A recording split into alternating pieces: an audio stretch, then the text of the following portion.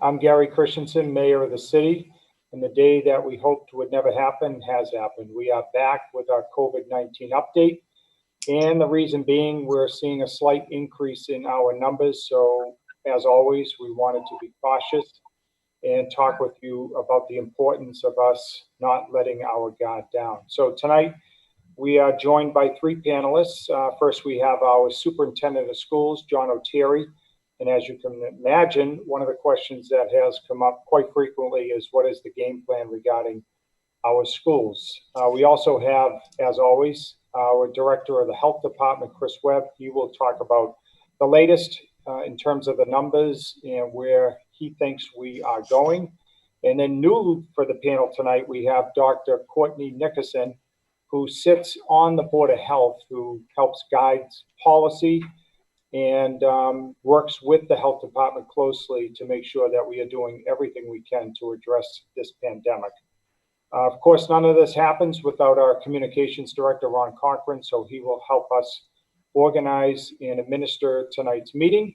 And then our partner, our community partner, didn't hesitate when we asked them to bring these meetings back, and that's Malden Access Television, who I think now is known as UMA. So we want to thank everyone at UMA for helping us with tonight's show. We also have off to my left, as always, our most valuable resource, our Chief of Staff, Maria Luis.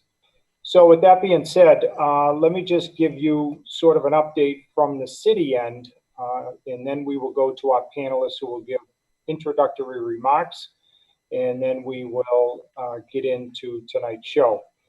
The one thing that I will repeat that I'm sure Mr. Webb and Ms. Nickerson will say is the importance of wearing a mask and being socially distant.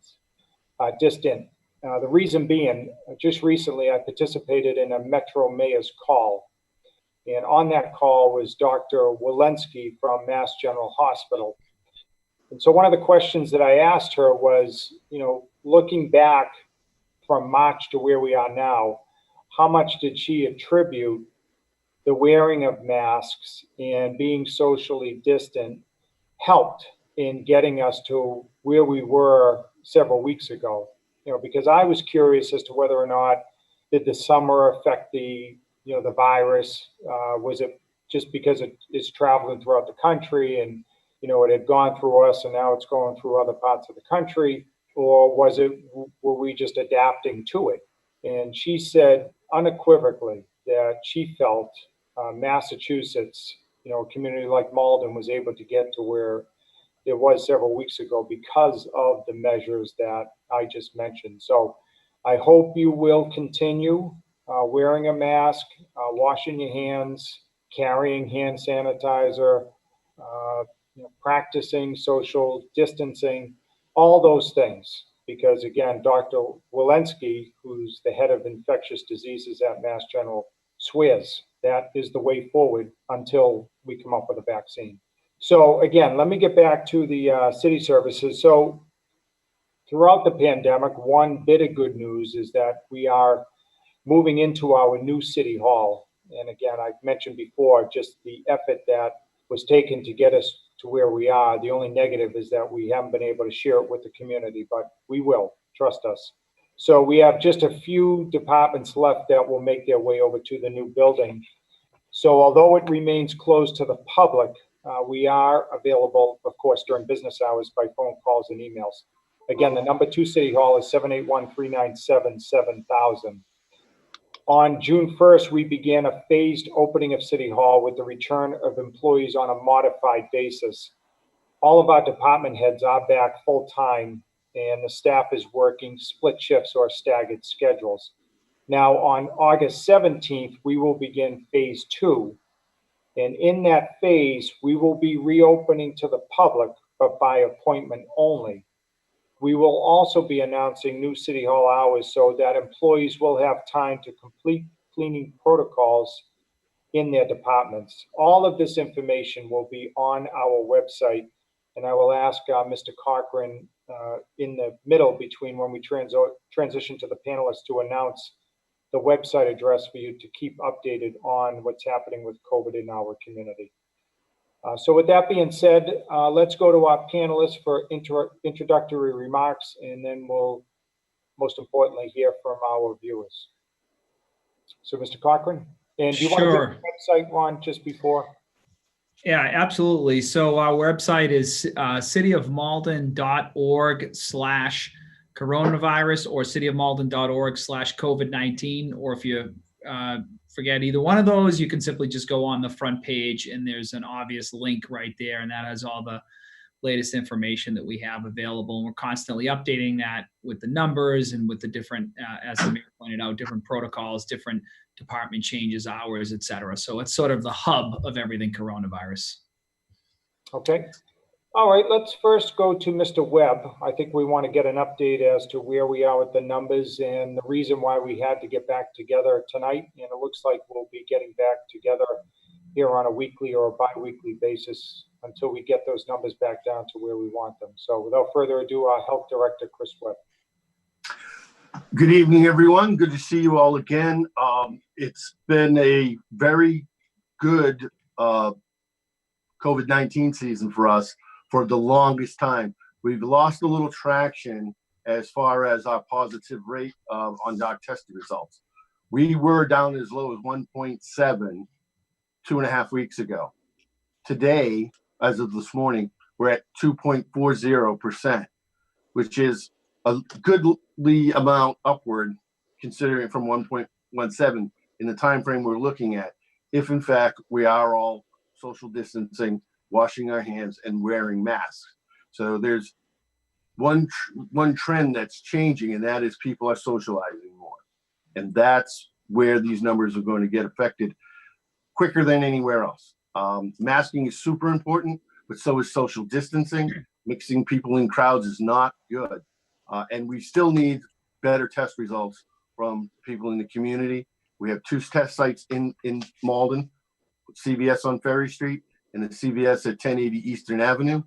Call them first for an appointment, and they'll be glad to schedule you up and get you tested. All right, Mr. Webb, so typically we would go to the next panelist for introductory remarks, but I want to stop here just for a quick second. So 1.7% we were at, we're now at 2.4%. What is the state threshold for, where you become a hotspot? Is it still 3%? They have not said it's anything but 3%. I looked at some of our abutting neighbors. Revere right now is at 6.25. That's a very much of concern for us. Everett is at 3.90. Saugus is at 2.90. Ironically, Middleton is at 2.31, which really isn't too far off our mark. And they have very little testing. So it shows you there's a lot of virus still out there. And people watching, let's put it in English. So does that mean 2.4% of the tests coming back are positive? Is that it? Yes. Yes. On a daily basis. Yes, on 14 average weighted. It's a weighted average over 14 days. Okay. All right. But keep in mind, there are very few decreases, and if there are decreases, it's only because of the population. Yeah. Now, Chris, could you assign a percentage to whether or not the increase is attributed to us going to phase 3, step 1, which is the opening of restaurants and outdoor seating, or do you think it's more attributed to private gatherings at people's homes? Or is it hard to see? To be fair, I think it's a little both, but the restaurant scenario is less likely than, say, house parties and things like that, for the simple reason that people go in protected, they go into the restaurant for a specific purpose. There are other safeguards around them. They eat and they leave. So they really only got that close contact with each other anyway. Some of the more, a lot of the protests, well, very peaceful and well pointed. That is another issue. It is truly another issue. We've got a lot of young people out mixing with people of all ages, and that likely had something to do with it as well. Okay. All right, very good. So let's jump to our newest panelist, Dr. Kourtney Nickerson. Hi, everyone. I'm Kourtney. I'm a member of the Board of Health. I'm a research scientist who has spent my career studying infectious disease in various system and host microbe interactions in the gut. I stepped into the role on the Board of Health, I believe probably about 3 or 4 years ago now. And I love Malden and I'm very happy to be here. So I also want to echo, please continue to wear your masks, wear them properly. I know that we're all tired. These protocols are exhausting, and this is a very traumatic event for everyone. But you are doing a good job. The numbers are showing it. We can do a little bit better. Keep wearing your masks, wear them properly, use your hand sanitizer, wash your hands. Safer at home has been a mantra. You've heard it over and over again. So get your food for takeout, and keep your socially distant parties. Please meet over Zoom. It's hard, but it is effective. Okay, Thank you. good. Thank you. All right, finally, we'll hear from our school superintendent, who I think we all know the number one issue for him. So Superintendent Oteri, take it away. Hi, good evening, everyone, and thank you for having me on here. I know that right now, many of the people looking at the schools are wondering when we're going to open, what's the plan here. As we've communicated, the state required us to submit 3 plans last Friday, which we did. There were plans for the 3 scenarios that the state required. One was fully remote, one was fully in person, and the third plan was a hybrid version. We did submit those. This Thursday, the school committee will vote on one of those 3 options for Malden Public Schools. And we will be working in concert with the Malden Education Association to negotiate what that plan will be. All right, very good. And I want to join the superintendent in congratulating the principal of Malden High School, Chris Mastrangelo, and his team and the faculty on what was, I thought, a tremendous graduation ceremony last night. So hats off to you, superintendent, and everyone else involved. That would have been easy to just say a couple months ago, let's do it virtual or in some other manner, but you all hung in there and wanted to make sure that the pomp and circumstance happened for our students, and it was great to see. Well, that's in large part to, I think, the cooperative work that, between your office and Board of Health and the school department. We knew that this was important, and we wanted to do it in as safe a manner as we could.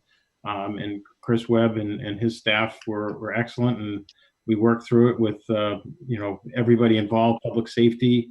And it came off very nicely, and it was a good tribute to a class that's gone through a lot. So we were happy to do it, and I think it was a really wonderful, memorable night.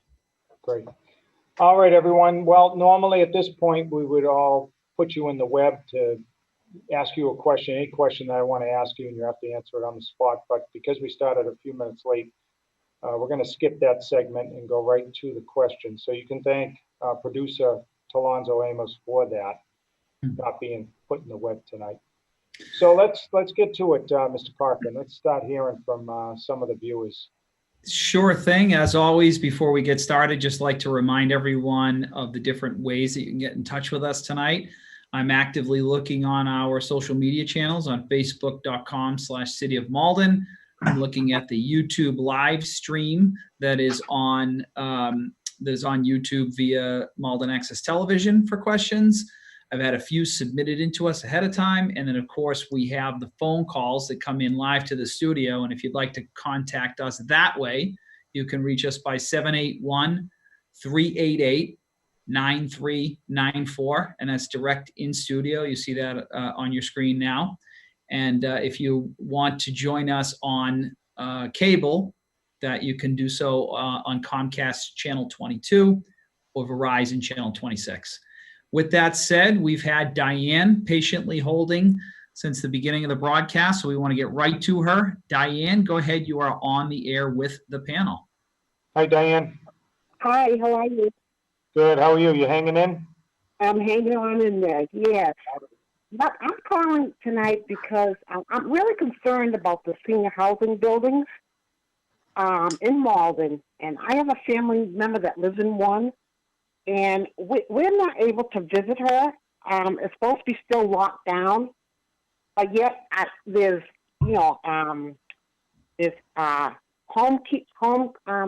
housing, the cleaning people coming in and out of there.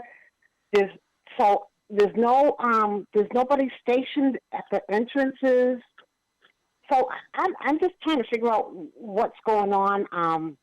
My family member hasn't received any type of notification as far as an update on what's going on with the building concerning the COVID-19. Okay. So my question is it still locked down? Is there the senior housing buildings, are they hot spots, or what exactly is going on? Because it's been quite some time, and I'm not able to go in and just visit my family member.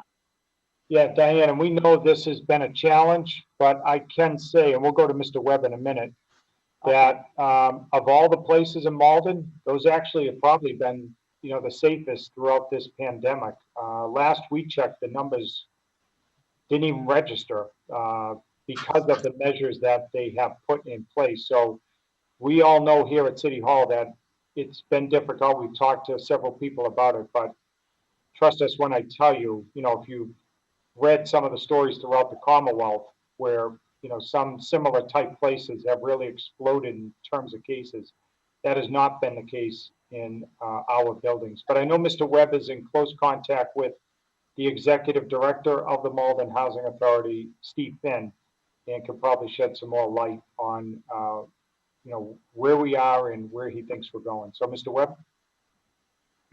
Yes, sir. The seniors housing has no issues. There are no hot spots. And the reason why the no visitor rule has not been lifted is because we only kept that 1.7% positive rate for one cycle. We needed one more cycle. What did you say? Weeks. That's what we were waiting for. When we got to our 2-week measurement point, we were at 2.4. So the no visitor rule is still in effect. Okay. And Chris, you too agree that has made the difference there.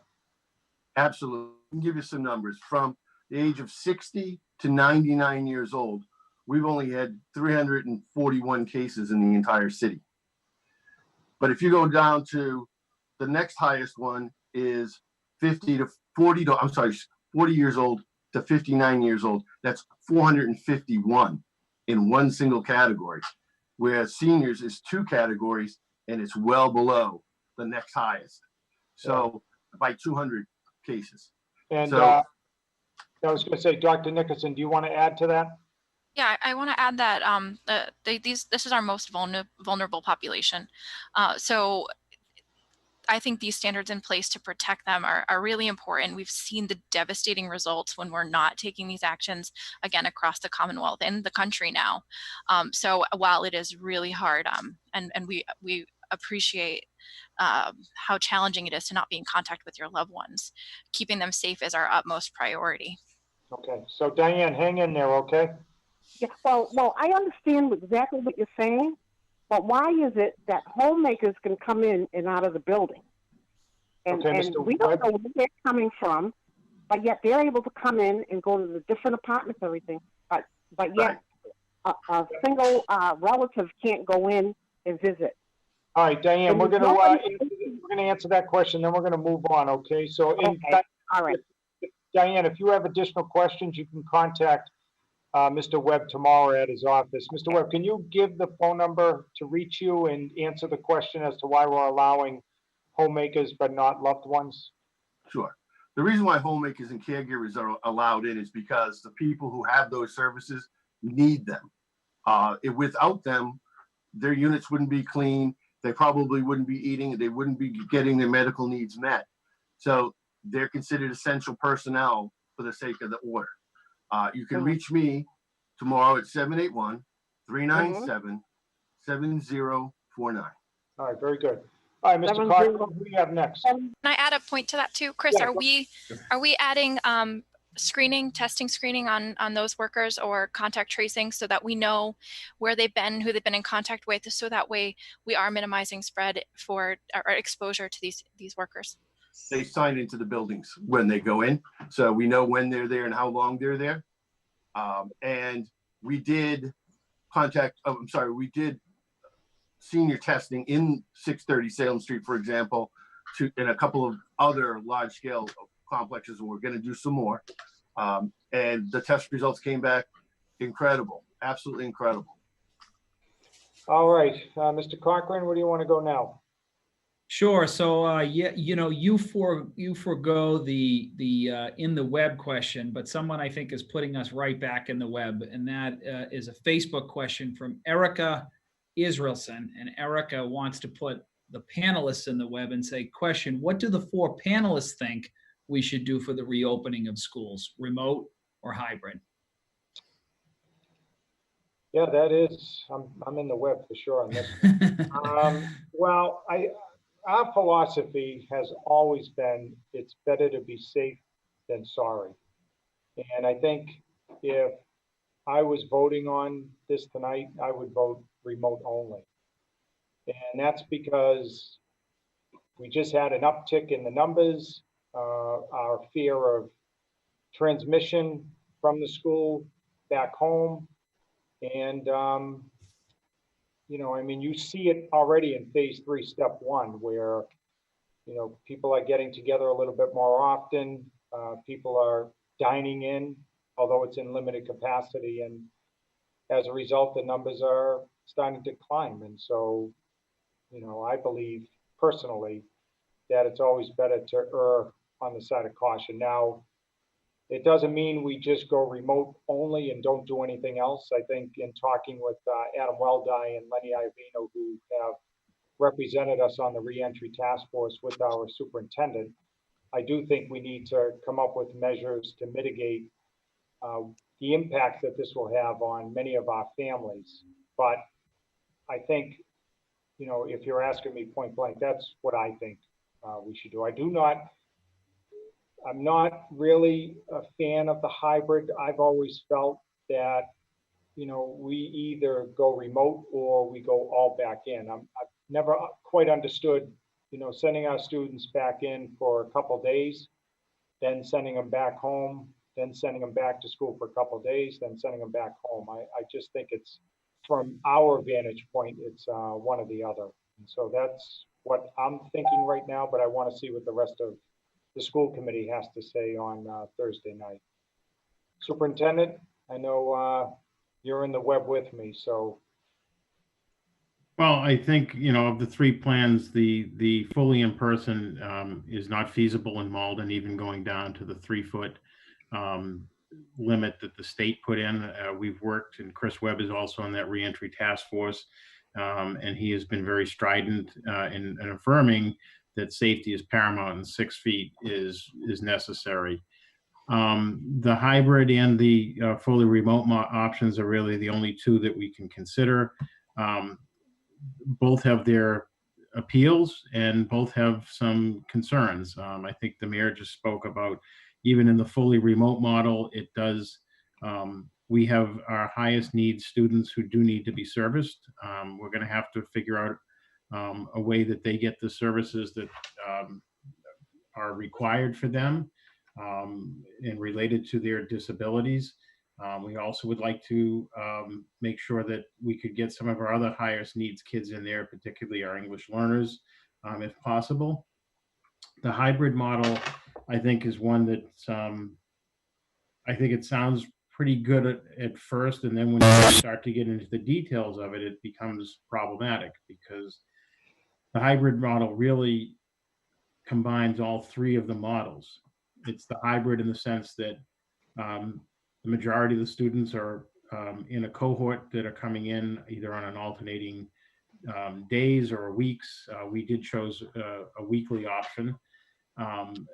There's a number of students, because the state and we are allowing students to opt out and stay fully remote, families that do not want to send their children back into the public schools or into schools in the absence of a vaccine or a cure. And then it also combines a fully in-person model, because we will have some students who would be there regularly. So it's very challenging and complex. it doesn't offer a straight answer to any of these. I think it's a challenge. I have always been, my educational philosophy has always been student-centered, make decisions in the best interest of students. And I have in my office, call it an elliptical bullseye, that in the center of that is student safety. And I've used that as a foundation of my educational philosophy as long as I've been in education, which is students can't learn if they're not safe. And I've always maintained that we have to keep our students physically safe. We have to make sure the buildings are safe, that the roof isn't falling in on them, that hazards are taken away, that they're emotionally safe from bullying and all the isms, racism, discrimination, all those things that exist. And we need to keep our kids safe when there's a community danger out there. We also, need to keep our staff safe. So it's a really challenging problem that we're in. I'm looking forward to seeing how the school committee backs this going forward on Thursday.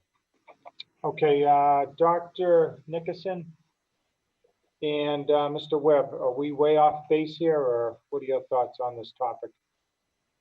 I agree. Go ahead, doctor. Sure. I agree with the remote learning. I think that's probably our best bet right now. I think that was a really nice way of saying it, that students can't learn if they're not safe. Teachers can't teach if they don't feel safe. And I think we're in a scenario where we're going to put kids back in the classroom and we're going to be reacting to an outbreak sooner rather than later.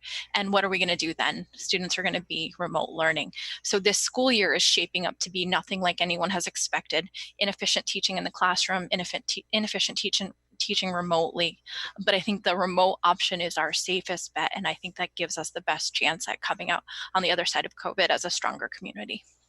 That's very good. Mr. Webb? I'd have to agree with the doctor on that. The biggest thing that I think about when we talk about going back into the buildings is what happens when we have to come back out. I think Mr. Oteri would agree. The first thing I said at the task force meeting was, whatever plans we make going forward, we have to also have a plan to go backwards. So they can't work in one direction, it's got to work in both directions. And we've done a lot of good work around that. But I would have remote learning for at least a semester and see how things look. And then if we're safe, we'll go back to a hybrid method, week on, week off. I think makes a lot of sense. Cuts the population in half, allows for time to clean the buildings. It does a lot of different things. It gives staff time that they don't normally have to transition from one phase to another. I just, whatever's going to make people feel safest, I think is in the best interest of everybody, because it can be traumatic. It is, and it's difficult to get into a mode of learning only to stop at a moment's notice. So those are thoughts I had thinking of my high school days and listening to my daughters on this topic. So I would definitely feel safest going remote. All right, very good. All right, next question, Mr. Cochran. Sure. So you can tell we've been away for a little while because we certainly have a lot of questions queued up here. So we want to try to move through this relatively quickly if we can. But we do have a caller who's joined us. We're going to go to the caller first, and then we'll go to those other questions. So on the phone now we have Kevin. Kevin, go ahead. You are on the air. Good evening, everyone. Hey, Kevin. First off, I'd like to say to the mayor, very impactful speech yesterday at the graduation. I think not just for the kids, but anybody that was listening. I do want to speak to the superintendent. I applaud what I saw yesterday, and I was floored by the young men and women who spoke and their aptitude for what's going on in the world today. I think that's a shining example of what educators do. My statement is, every educator across the United States says to comply with the CDC, the educational system would need upwards of $200 billion. The educational system was given $13 billion. Big gap. So for parents who are concerned like myself and other people, I just want to put that out there, that it's not our local government, not our school board. It's far deeper than that. And that calling your congressman and your state assemblyman, I spoke to one of their chiefs, his name is Chief of Staff Gary. They look for more help, but it's not going to be enough. And with that said, my concern is now to the health professionals. Recently, I read that screening of temperatures is a moot point when it comes to, COVID. So outside of just asking people to tell you the truth, do we have any true way of screening students that would be coming into the schools in any situation? All right, let's first start with the superintendent, and then we'll go to Mr. Webb and Dr. Nickerson. Sure. So, Kevin, thank you. You were on one of the community forums last week and you raised this point. I'm going to give you some advice. I think you should go to Greg Lucy's office tomorrow. He's the city clerk, and take out papers to run for Congress, because you are spot on in your advocacy of where this needs to go. You talked about the shortfall from the federal government, and I couldn't agree more. And your voice is really important. Your question around the screening part, I think that question, if you asked us that, say in May, we would have been buying thermal scanners and everything else, because that was the route that much of our research was going. Now, and probably our health professionals can answer more of it, we're finding that temperature is not as necessarily as accurate a predictor of COVID as, kind of a holistic approach of what else is going on. I think that I'm seeing it nationwide. I used to get probably 3 or 4 emails a day from these companies that had the thermometers that would scan, hundreds of people at a time. Those have stopped. So what we would be doing when we return to school would be a major public affairs announcement around educating families to really monitor the symptoms of their children, and really insist that if they're showing any symptoms, they're symptomatic of anything, whether it's a slight temperature, aches, gastrointestinal, that they keep their child home. We really pushed that this winter before we had COVID here in Malden, because it's important. We didn't want kids to get sick, but right now the stakes are just too high. That philosophy or kind of crossing the fingers that a number of families do of giving their kids some Tylenol or ibuprofen before they go to school because they had a little bit of a scratchy throat and a slight elevated temperature. Well, it wears off about 8:30, and you can go into any one of our schools in the nurse's office around 8:30, 9 o'clock, and there's no shortage of kids there who now have 100, 101 fever. And when we call the parents, they say, geez, I got them up early. They were a little feverish last night. I gave them some Tylenol. I gave them some more this morning. We can't do that with COVID out there now. It's just, the stakes are too high. So we would be doing a lot of that, putting together some announcements, some flyers, any sort of information like that to educate our families around the severity of really monitoring the symptoms. Okay. And Superintendent, thank you for recommending Kevin run for Congress and not mayor, because he could do anything. I think he, no offense, but he goes right to the federal level where the dollars are. All right, let's go to Mr. Webb and Dr. Nickerson. Does taking someone's temperature truly help determine whether someone might have COVID-19, or is that a fallacy? I don't know if I call it go ahead, doctor, go ahead. Well, you say your point and then I'll chime in. Okay, thank you. I don't think it's a fallacy. It is one measurement. It's not the deciding measurement. Many of the other symptoms are. You can have all of the other symptoms and not have fever. That's very common. So that's why fever right now is not considered a telltale sign. All right, Dr. Nickerson. So I think the one issue, the biggest issue is that a lot of people are carriers that are asymptomatic, which means that they don't show any of these signs and they're spreading virus and don't realize it because they don't feel bad. They feel fine. And that becomes a bigger challenge because it looks like that population is our school-aged kids. They don't know that they're sick, so they are the ones that are perpetuating the virus. I think we just saw a huge outbreak at a camp in Georgia. I might be misconstruing the news, but look at that's that population there. So fever, taking temperature is great when people do have a fever and they don't know it yet because those symptoms haven't sent in. Your body usually responds to a virus by hiking up your temperature because that's what's going to get rid of the virus. So that's a good early predictor, but it's not a uniform response, which is what makes this so hard. So your point about routine testing, that's going to be the major step that gets us back into a comfortable state and a bit of normalcy, because we need to be constantly monitoring everybody and our symptoms. We need to get out there, get tested, and know what our status is. Yeah, and I think in talking with Mr. Webb and the reentry task force, we're not there yet. And that's another factor, I think, why, at least I'm leaning toward remote only.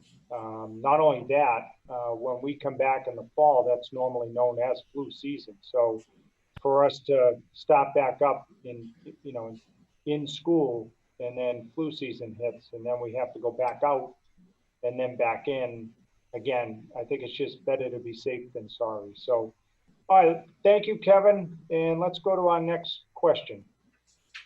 Okay, our next question comes to us via Facebook, and it's from Ann. Ann expresses some concern about parks in the city.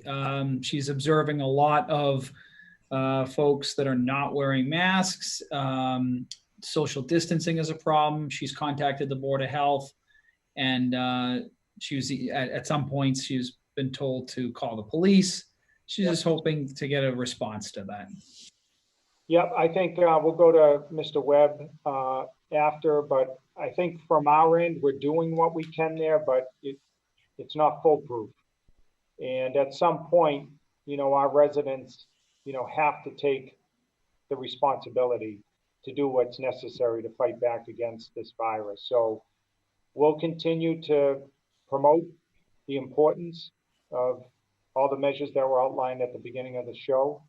But again, that's why we're doing the show, to try to reach as many people as we can to help us in this campaign. So Mr. Webb, I mean, I think, short of, I don't know what other measures there could be to make sure everyone's wearing a mask, but what are your thoughts about the parks? I know they've tide wrapped the basketball nets. In some cases, they've taken them down. I mean, there's only so much that can be done. True? Very true. We had a great response in the parks when we closed them. We had a great response when we opened, but people got tired of it. And young people think that if I'm going to play basketball, volleyball, or Jenga in the park, I'm going to take my mask off. I'm going to be comfortable. I'm going to enjoy the open space. But what ends up happening is they all end up moving closer and closer together, because that's just the way humans are. We're not used to distancing ourselves. We generally move as a herd and we stay within, the normal. If you're in a park, you watch. Very rarely do people just stay off to the side unless they're doing something totally different than everybody else in the park. It's a communal place. We have done the best we can. The police have been incredible, and I think they're getting great responses. They're giving out masks to some kids that they find in the parks without masks. That's part of the problem. The kids' masks don't last as long as some of the adults because they're rougher on them. Mr. Webb, do you think we're at a point now with the recent uptick that we may go back to closing off the parks? I think what we'll see is a rollback on maybe youth sports and parks, and fitness centers, places like that. Yes. Okay. All right. Well, let's go to our next question. Mr. Cochran?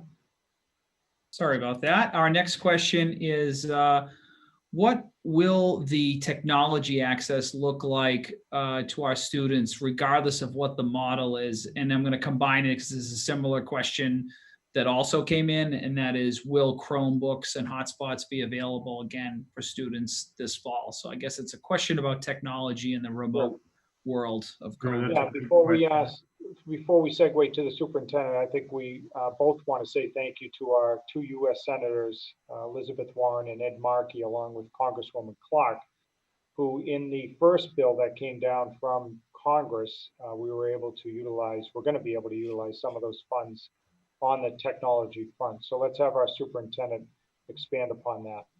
Sure. Again, that's a great question. Thank you. We are, while we're on Chromebooks, just prior to coming on here, I did send out an announcement that folks that have Chromebooks that are not students in grades 10, going into 10, 11, and 12th grade, they need to be turned in on Thursday so we can refurbish, reprogram, and get them back to people for the beginning of the school year. We have used our federal monies through both the CARES Act and the technology grant that we hope to receive to purchase Chromebooks. We will have a one-to-one initiative, truly one-to-one, because we're anticipating, even if we come back in some form of in-person to start the year, we would anticipate going out when that second surge comes in the fall, and we wanted to be prepared for it. So we will have Chromebooks available, waiting for the shipment to come in. As far as hotspots, I can't remember the exact number that we have and have ordered, but we will have those for people that are without internet access. I think currently we have almost 200 hotspots out there for that families are utilizing, and we hope to get more out there. But we will have technology available for all families by the start of the year, and we hope to also potentially take part in some sort of a remote learning platform that would be through the state as well. So, and we'll have technology support available for families. We put in for a grant, Dr. Chase has done that through one of the grants that was available. I think it was from one of our vendors, about having tech support available for some families to help them with the technology. Okay. All right. Mr. Cochran, I understand we have several more questions, so we'll probably end up going past 8 o'clock if that's good for the panel. So let's take the next question. Yep, sure. We're going to come back to there's a few rapid fire school related questions that I'll come back to, but we do want to get to a caller. Next we have Felipe. Felipe, go ahead. You are on the air with the panel. Good evening, Felipe. Hey, good evening. Thank you for having me. And I'm a physician at Mass General as well as a Malden school parent. And these are extraordinary times, and we have no greater responsibility than to our children, I feel, and I feel that we are failing them, as are many others. I feel that the city of Malden is failing our children, as are many other cities. But unlike other cities, some other cities in Massachusetts, we do not have fines or any other mask enforcement in the city of Malden. I would respectfully disagree with Mr. Webb that at some point we had a good COVID-19 rate. I think a good COVID-19 rate is 0. And we really must keep people safe on the T and on the streets so that we can get our schools open. And I feel that the city needs to do more for mask enforcement in all public places and in all businesses, and this could change with fines and other enforcement. And then my second comment relates to the public schools and specifically primary school children. I think the consensus among most people in the medical community is that we do need to get our primary school kids back to school full time. And there's also a substantial proportion of Malden parents who want schools to be open full-time from the recent surveys. So why not have an approach that has at least one school open full-time for families who would choose that option? There's no one-size-fits-all approach that will satisfy all parents, but it might make sense to have a hybrid of hybrids, so to speak, within the city. Thank you. All right, Superintendent. Well, we would be looking at, even if we're fully remote, I would be looking to have what we would deem our highest need students have some sort of, so that they get their related and required services at a minimum. In terms of opening up one school, I mean, that would have to be something that we would have to negotiate with the Malden Education Association. I think that that would be, an option we could look at. I'm not sure if it would be something that we could successfully negotiate, but I know that, that's one of the, I think, as I highlighted earlier, if you would, benefits of a hybrid option that, families could have option to school and families could still stay remote. I certainly feel for our youngest learners because they are at most risk of falling behind. We're trying to address that, and I'm looking forward to seeing what our next steps will take us to solve that.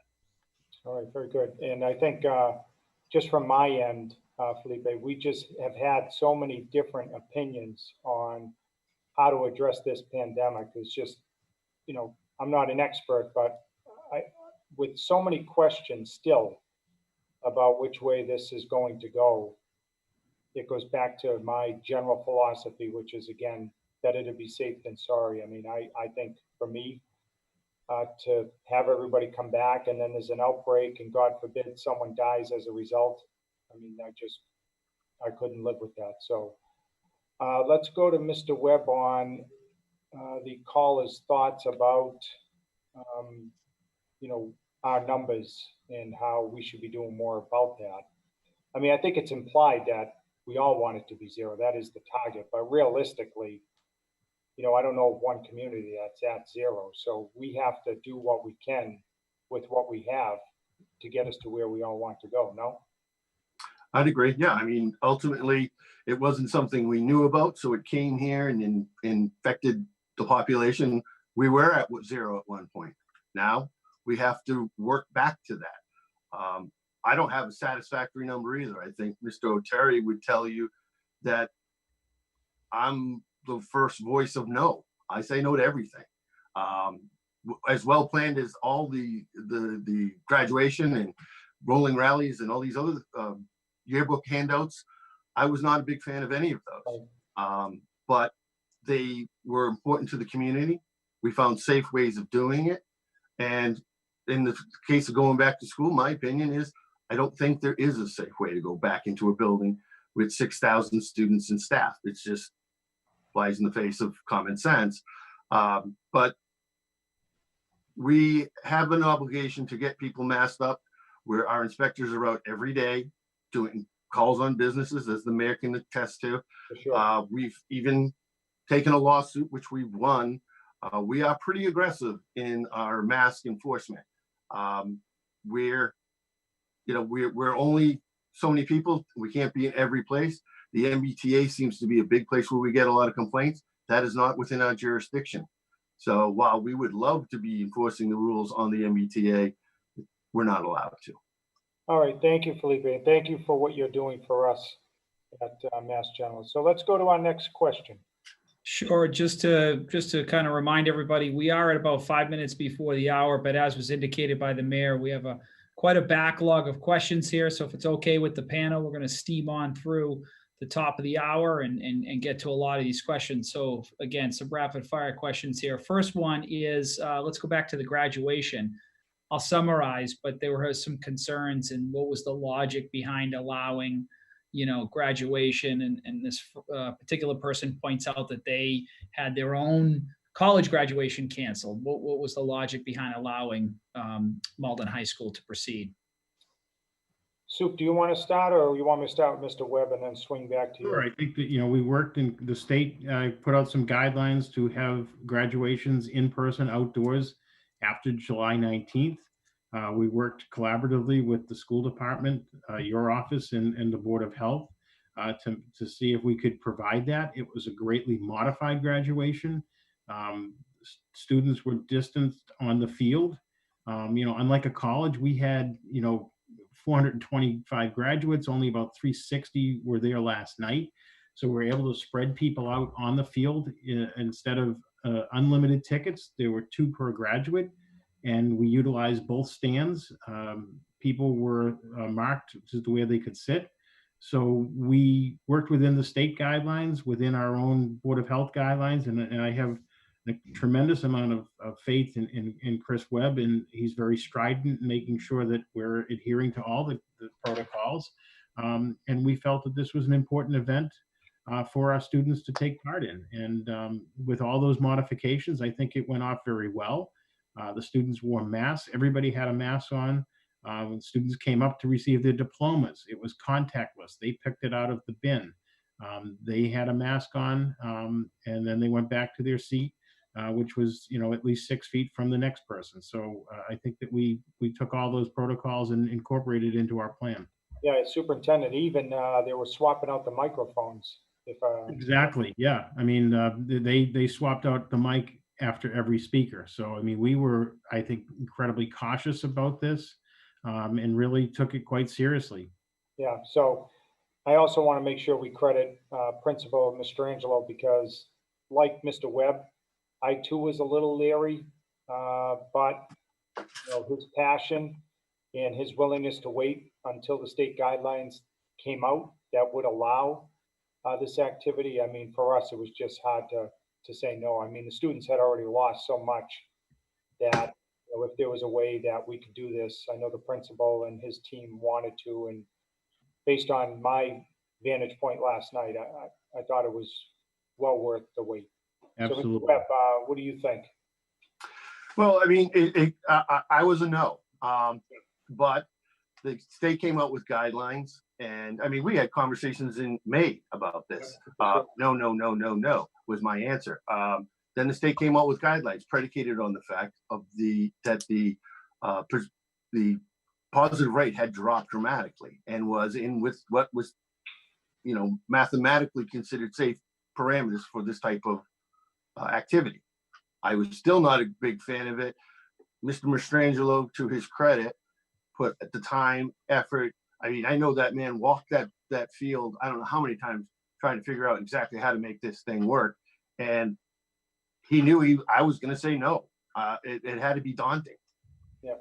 And I do want to credit Maria Luis in the mayor's office, who also played a key role in making this happen. So yeah, also a shout out to Joe Levine and Malden Rec, because he was instrumental in this, and he walked that field with Chris Webb, because Joe's a lifelong Malden resident and wanted to make sure that this could happen. And they marked off spots where people would sit. At 1:30 yesterday, Chris Mastrangelo and his team were out there with blue tape marking X's where people could sit. yeah, well said, Sue. All right, Ron, what do we have? Sure. We'll do a little bit of a break here in terms of the topic matter. Got a sort of an outside question for you. And Jason asks, there's a recent story about Bruins winger David Pasternak involved in an incident where he was not following quarantine and participating in a practice not affiliated to the Bruins, but it just so happened to occur, at least allegedly occur, in the Malden Valley Forum rink. And who's wondering if there's any insight. At first he asks, did this have anything to do with the city? And is any insight as to how that all went down? Well, we have enough challenges as it is. So let me state unequivocally, this was not a City of Malden sanctioned activity. But Mr. Webb, do you have anything further on that? Because we don't. No, I have no report of that incident or any positive case result from it. So no, I don't have anything on that.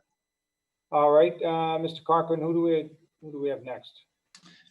Sure. Next, we have one of our questions that was submitted by email. And this, again, we're going to go back, I think, to the superintendent on this. A few rapid fire questions for you, if you can. First is, will lunches and breakfasts still be served? And I guess that implies, okay, great. No matter what room we're in, we will figure out a way that breakfast and lunch will be served. Absolutely. And the next question is, will special education services be delivered under a remote plan? Yes, but we would work within the guidelines that are set for remote services. Okay. And then the last question of the emailed ones in was do families have to send their kids to school, or can they choose to stay home remotely? And I guess, and I'm not totally certain if the context of this question is independent of what plan is chosen, but I'm guessing they mean if there was an in-person, would they have the choice to stay home? Right. So if we went with an in-person or a hybrid model, you absolutely have the option of keeping your child home and taking part in the remote learning, no matter, I mean, obviously, if we're fully remote, everybody's remote, that's a moot point. But if we're in a hybrid or some sort of in-person mode, you absolutely can keep your child home and go remote. Excellent. Okay, I think we're going to move right on to our next question. Frank Sina from Facebook asks, with restaurants opening up for indoor and outdoor seating, what's going on with buffets? Do you think they will ever open, or do you think this is a thing of the past with the pandemic going on? Let me say, I sure hope so. I mean, if anybody saw my cooking show from a couple of years ago, I need to open. So, Mr. Webb, what's the latest on that? I would say that buffets are going to be a late phase 4 addition, if at all. All right. All right, that Excellent. answers that, right, Ron? Yeah, that's great. I'm glad we're plowing through some of these here. Sam Zyberg asks, in the past few months, we've seen some city officials not complying with masks, and he doesn't reference precise. Oh, I'm sorry. He references in their personal life, and he was wondering. So in other words, if he observes a city official not complying with a mask order when they're not on duty, would there be any implications, or would there be a city response to that? Yes. Yes. Yes. So have Sam reach out to us directly, either to myself or Mr. Webb. And I can be reached at mayor@cityofmalden.org, and Mr. Webb can be reached at cwebb, W-E-B-B, @cityofmalden.org. We've been doing that as we learn of instances where that's not happening, and we've had a pretty good success rate on that. Okay, great. And next we have Leanna, who asks, will the library be open for students? Mr. Webb? I think that the library will probably stay in its current mode right now. It all comes down to our percentages. They're climbing, and until that changes, I don't think you're going to see any changes in the allowances at a library. And in the meantime, Chris, they are doing curbside? Yes, they are. Okay. Dr. Nickerson, I'm sorry, it's not intentional, but is there anything that's been said over the past couple minutes that you wanted to add to, or? Just in people observing people not wearing masks, fighting this is a community effort. So we all need to do our parts. And yes, more mask enforcement would be great, but we also need to step up as individuals and set the example and do what we can. Okay, very good. All right, Mr. Cochran, what's next? Okay, great. Let's see. This is another one. Eden Gerhard Smith asks, I'm hearing for remote that is there any guidance on how you would figure out where kids are at learning wise in a remote format? Any indicators on how often they will be evaluated, especially with the younger learners? So I guess assuming if we are in a remote, is there an evaluation process on the effectiveness? All right, Superintendent? Yeah, we would be planning, regardless if we're remote or in person, to do some assessments. Our Dr. Chase and the directors and the principals will be working on that. It would be, it was not a one-shot test or anything like that, but we'll be working on some benchmarks and some measures of where our students are academically, because we're going to have to adjust the curriculum. And I think the state's going to be looking at that as well as they adjust the standards and frameworks to accommodate this. Okay, our next question comes from, from Sam Zyberg again. This time he's on our YouTube channel. Sources such as Scientific American have said that there was low or no spread of COVID during protests, specifically Black Lives Matter protests. And he's asking if Mr. Webb had any different information, because in his opening statement, he had referred to some protests being responsible potentially for upticks. All right, Mr. Webb? Well, I differ with that opinion that there was no. It may have been low, and our increase is actually low, but it's still an increase. And any contributing factor to that was mentioned. as well as rolling rallies and graduation. All these things are factors.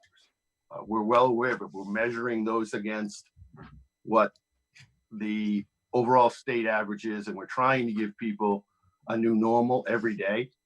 So that's where the comment came from, is that every little group that gets together that aren't related to one another can, and most likely do, infect other people. All right, let's go to Dr. Nickerson. What do you think? So the way that, so these protests are very important, and I'm glad people are out and using their voice and showing that these are important issues. But we do know that anytime there are gatherings of people, that is when transmission occurs. So even if people are doing it safely in open space, there's a risk there, and that risk doesn't go away just because we're taking all the precautions. It's still a risk. So we need to be mindful of that when we're out and about and doing things. And I think Chris does have some numbers that reflect that when the protests were occurring, that about 2 weeks later, we did start to see an uptick in numbers, and that's about what we would expect to see reflective in our numbers. So I think there is some evidence. And again, right now, the numbers are tricky. There's a lot of different ways of interpreting the data, and there's a lot of ways of communicating messages that people want you to hear. So I think as long as we stay vigilant, we know that the virus is out there, and we know that we can slow the spread by refraining from some of these group and social activities. Yeah, I know the good news in Malden, we did make the effort to meet with all of the organizers, and Captain Glenn Cronin was on hand to distribute masks to anyone that needed them. So that was at each event from what I remember. All right, Mr. Cochran, what's next? Okay, we are going to go back to Facebook for our next question. One moment, please.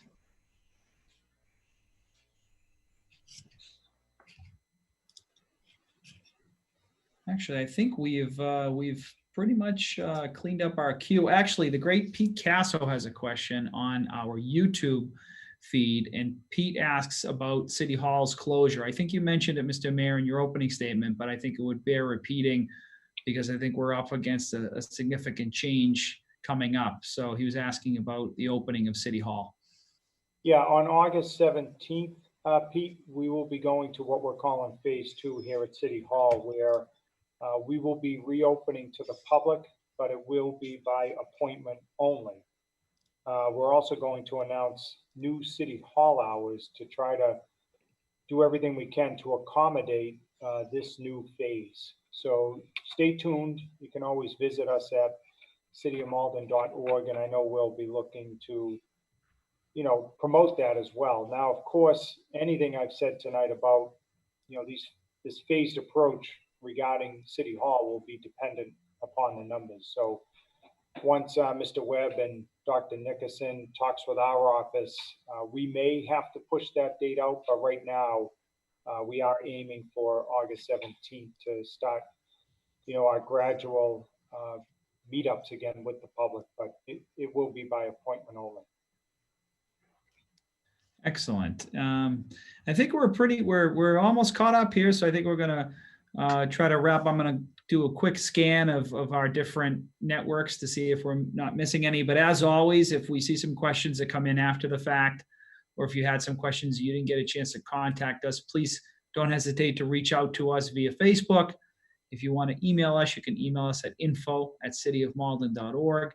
And then, of course, as Mr. Webb points out, if you wanted to contact the health department, that's 781-397-7049. Our next question is from Ms. SRZ over on YouTube. How much PPE has been purchased for the school staff and students, and what kind? Soup? I don't have the numbers in front of me, but I want to say we're on the order of, I think we've ordered about 200 and some odd thousand masks. Don't quote me on that. We've ordered we went with this, we ordered with the state bid list and worked in concert with the state to ensure that we would get the product so that we wouldn't be shut out. And the state had a formula based on the student population size of what to go. So we ordered proportionate to that, to our student and faculty size. So we've ordered masks, face shields, nitrile gloves, disposable gowns, hand sanitizer. We've ordered each of our schools, the custodians are equipped with a backpack that disinfects. We've ordered plexiglass barriers for some of our offices. I think that our cleaning company also cleans at night. They use a variety of methods as well, I think including some electrostatic sterilization. So we're well equipped going forward for a return. We're hoping that when we come back in person that students will have their own mask, but we're also knowing that many of our families, that's a big ask, and also their kids. They may soil a mask during the day, so we'll have plenty of masks available for our students and staff. Okay, great. The whole gambit of PPE as recommended by the state and the Department of Public Health in Massachusetts. And Superintendent, you haven't had any problem acquiring that? Not that we're aware of. I know that the backpacks did come in the other day. I think there was a little holdup due to distribution because they came from overseas, but that was hundreds of thousands of these. Ours was part of that order. Yeah. Okay. All right, does that about do it, Mr. Cochran? Actually, we got a couple more that came in, and actually, in particular, we would like to get to a caller that we have. We have Chuck on the line. Chuck, go ahead. You are on the air with the panel. Hi.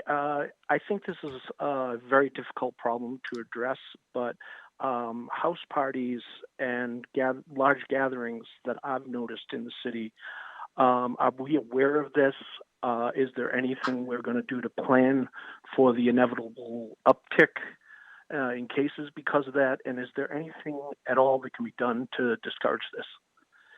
The second quick question is the school committee meeting public? Well, let's go to the first one. Mr. Webb? We are aware of some house parties that have occurred.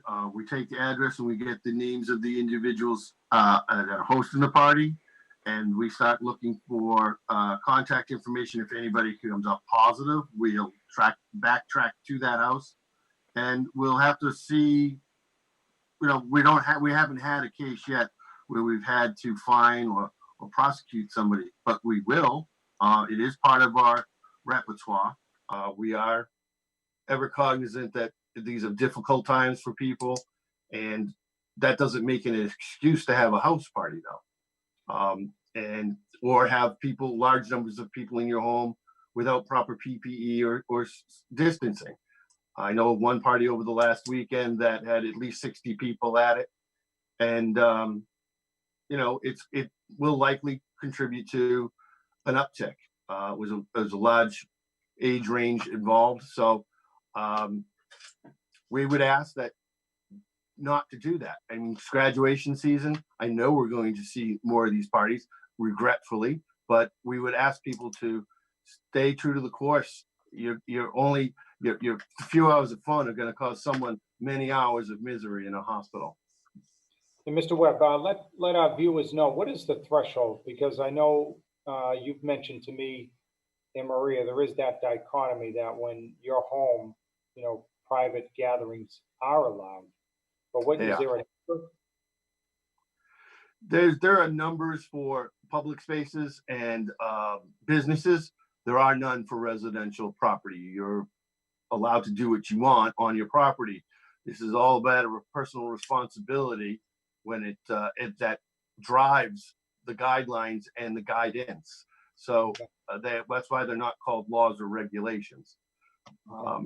Personal responsibility will rue the day, but if someone's going to hold a house party, especially repeatedly, they will face the enforcement actions for sure. Okay. And on the school committee meeting, yes, it will be public on Thursday night at 6 p.m. via Zoom. And I believe also Malden Access Television will probably be streaming that as well. So normally we would go live to our YouTube channel, which is not going to be the case for Thursday. So instead, Malden Access Television should be picking up that meeting, and we'll square that away with them at the conclusion of this meeting. Okay. Our next question is, I think this is probably a combo for Dr. Nickerson as well as Mr. Webb, and that is, what are the plans for the upcoming flu season? Are we going to do clinics, education, et cetera? All right, Dr. Nickerson first. Well, actually, I think this is a Chris question, but I know that we have a very great flu clinic that we keep flu vaccines available to everybody in Malden. Just give us a call and give the health department a call, and they'll help you get situated. And Dr. Nickerson, you do recommend the flu shot? I do. I know that that's our best tool for fighting the flu. It's not foolproof. Yes, people are very quick to point out that it's not completely, it doesn't always provide protection, but it does cut down that course of illness. It does slow spread, and the benefits definitely outweigh any potential concerns. And if you need justification, we'd have a conversation further. Absolutely. So I do recommend getting the flu shot. Not necessarily even just for yourself, but for your loved ones. A lot of what we're doing to slow spread of disease is to protect the people that we care about around us. They just have to come up with an alternative way to administer it. You know how you've seen my promo, right? No, I'm sorry. I've not seen your promo. Good luck for you. All right, Mr. Webb, tell us about what you have planned and when. Well, every year we have flu clinic. This year will be no different. We do expect to have a robust amount of people show up. We expect a good crowd. We're looking at practicing our vaccination methods in a outdoor drive-through clinic.